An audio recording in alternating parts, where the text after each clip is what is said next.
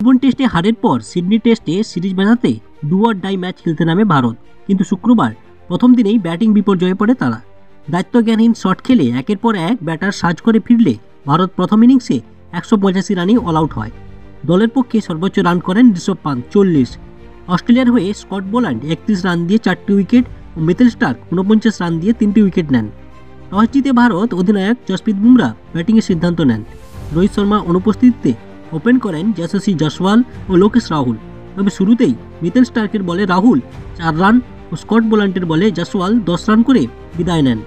বিরাট কোহলি 69 বলে 17 রান করে ওয়েবস্টারের হাতে ধরা পড়েন। শুভম গিল 20 রান করে নেথন লায়নের বলে বিদায় নেন। মধ্য ইনিংসে পন্ত ও রবীন্দ্র জাদেজা 57 রানে দলের হাল ধরার চেষ্টা করলেও বোল্যান্ডের জোড়া আঘাতে আবার বিপর্যয় নেমে আসে। পন্ত 40 রান করে ফেরেন আর নীতিশ রেড্ডি 0 করেই বিদায় নেন। জাদেজা 26 রান করে স্টার্কের বলে লেগ বিফোর হন। শেষ দিকে বুমরা 22 রান করে কিছুটা প্রতিরোধ করার চেষ্টা করলেও কামিংসের বলের স্টার্কে হাতে ধরা পড়েন তিনি। সিরাজ অপরাজিত থাকেন 3 রানে।